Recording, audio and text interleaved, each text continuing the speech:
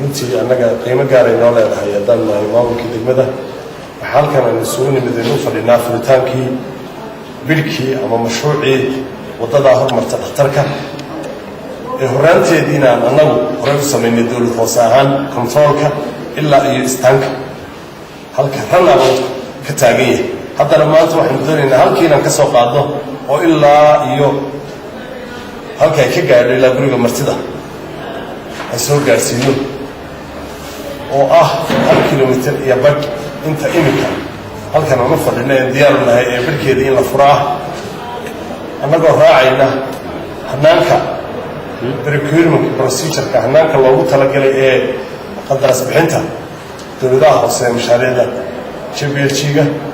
iyo kuwa kale ee maaragtay madaniga ee localka ay bixiyaanba halka waxaynu isugu nimid guddihiina oo shana in halkaa hortiina lagu furo oo aanu ku eegno dhammaan qiimayaashiina iyo eligibility-geena halkan waxaa idinku diyaara guddi evaluation team la yidhaahdo oo hawshan qaada dhigi doonto madax bannaan waxaa halkan fadhiya wasaaraddii oo absoor maraysa oo hanaanku siduu u socdo la socoto si ay u ilaaliyaan transparency-ga iyo cadaaladda iyo garsoorka ay samaynayaan guddigu halkan waxay nala joogta ILO commissionskii oo markii horey nooga caawiyey bid of quantity ama maaragtaa sidii loo diyaarinayay haddana diyaar ah wixii farsamo ahaan ama aqoon ahaan laga dhiman baka noola joogta oo maaragtaa tiimka la shaqayn doonta oo maaragtaa taageeri doonta guddoomiyihii gobolka oo halkan isagana maanta marti noogu ku soo codsoonay waxqabadkayga iyo maaragtaa howlaha aan halkan ka wadno iyo guddoomiyihii deegaanka oo garwadeen noogu ah dhammaan howlaha mashaariicda horumarineed ee ka socota degmada golaha deegaanka ama dowladda hoose degmada Boorama sanadka 2012 wixii ka soo gaadhnay oo dhamaystirnay iyo 2013 wixii aan doonaynay inaan fulinaha Ilaahay kullay wax kastoo aan doonaynay inaan qabano waxaan doonaynaa inaan ka dhigno wax cadaalad ah oo cad oo dadku ay ku qanci karaan habka u dhacday runtii maanta intii ka horeysay waxaanu joognay 6 bilood marka bishan laga reebo runtii haddii ay kelis nagu noqon lahayd mugdi badan uu naga geli lahaa maanta cidda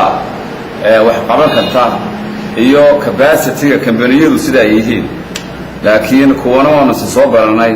kuwana mashaariicdan baan isku baran doonaa ilaahay kuwa khayr qaba ka soo saara halkan amiin kullay waxaanu jecelnahay cid aan xulanaa ee halka ka soo baxda in ay noqoto cid hawshii loo egmada sideeda uga soo baxda inay noqoto ayaanu ilaahay ka rajaynaynaa mashaariicda kanu kuliyun maaha wadadan 1600 mitir in degta ilaa jeelka dushiisa marka laga tago waxa jirta iyaduna wado 1 mitir oo Sheekh Cali Joohara oo iyaduna wiigan aan doonayna inaanu bilowno waxa iyaduna ku jirta dhismihii guryaha IDB-ga oo ah 150 guri extension kuna marka dambe imanaya Ilaahay raasana ku ballan qoladii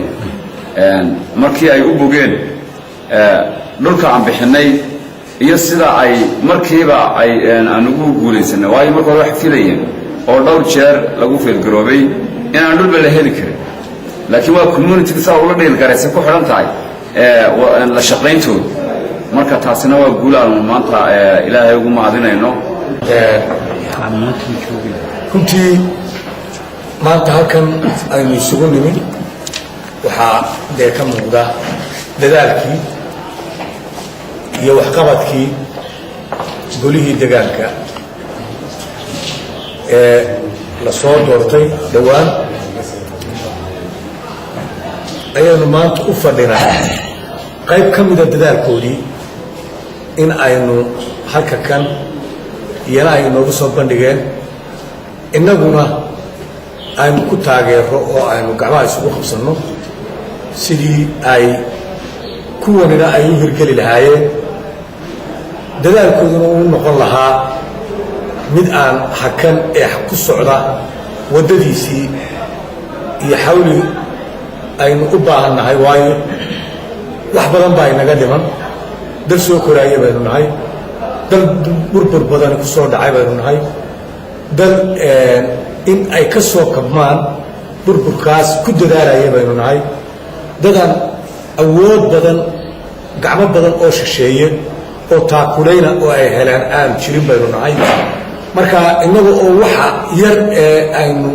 ama hay-adaha laynoo soo mariyo ama aynu inagu iska ururino oo cashuuraheenna iyo awooddeenna dhaqaale itaalkiisa ha ku salaysnaadee in aynu wax samaysanno dadaalkaas runtii inaynu ku taageerno golaha degaanka oo aynu isku berbertaagno waa mas-uuliyad runtii wadareed oo ina wada saaran ka gobol ahaan ka degmo ahaan khaasatan degmada boorama aad iyo aad waxaan uga mahad celinayaa runtii xildhibaanada la soo doortay oo xildhibaano dhallinyaraah oo firfircoon perfect ma wada noqonayaan oo cid wada toosani ma jirto laakiin waxaa habboon wixii dhaliila aynu leenahay in had iyo jeer miiska laysugu yimaado oo miiska inta laysugu yimaado weliba ereygaa waxaan u gudbinayaa si gaara xildhibaanada mas-uuliyad wadareed oo gaaraba iyaga wada saaran mas-uuliyaddaa wadareed isuma isticmaali karaan media xaqiiqda markay tahay way ka baxsan tahay nidaamka wada shaqayneed ee lagu wada shaqeeyo ma aha golaha degaanka ee counsilorskii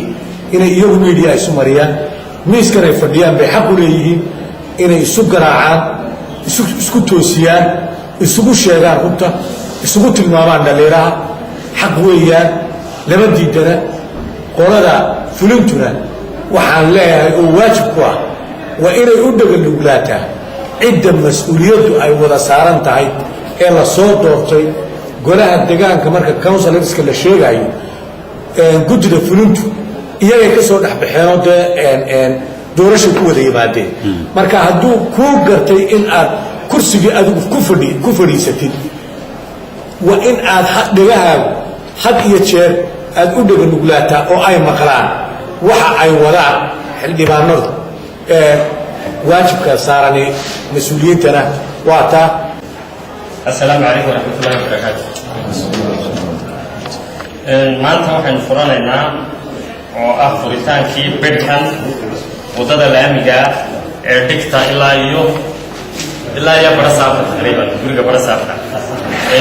Bedhkan qandaraaskan waxaa soo codsaday 6 kambani ayaa qaatay 5 ayaa soo celiyay warqadaha asardo ayaa ka tanaasushay mudane guddoomiyey waxaa noo diyaara documentisiyo halkan ku jira shirkadihii oo jooga